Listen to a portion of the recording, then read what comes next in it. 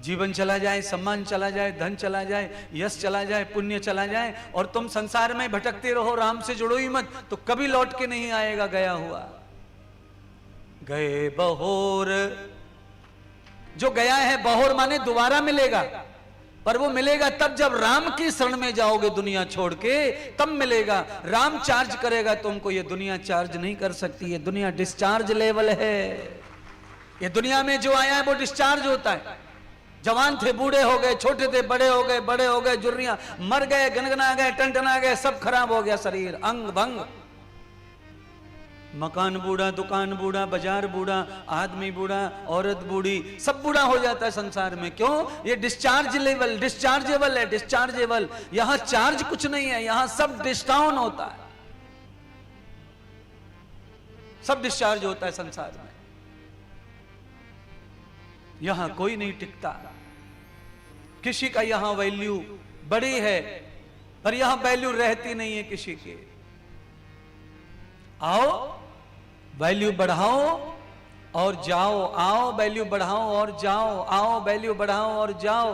पापा बन जाओ, बुआ बन जाओ, कलेक्टर बन जाओ, मंत्री बन जाओ, प्रधानमंत्री बन जाओ, महाराज बन जाओ, गुरु बन जाओ, सब कुछ बन जाओ, और यहीं छोड़ जाओ दुकान मकान, सब कुछ नहीं है तुम्हारे पास। क्या है फिर?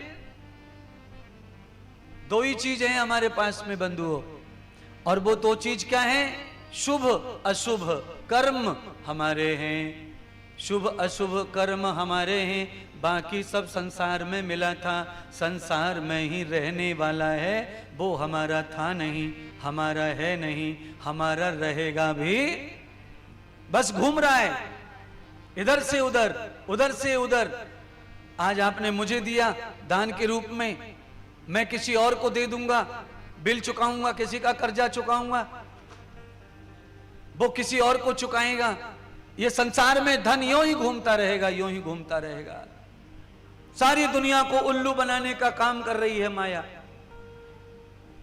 सबको लालच में लगा रखा है, और सब लालची जानते हैं कि बाबा गए, दादा गए, ताऊ गए, चाचा गए, उनकी दुकान थी, उनका शोरूम था, सब छोड़ गए, पर फिर भी हमारा लालच कोई कम नहीं होता, कभी होगा भी नहीं। कब आएगा समझ?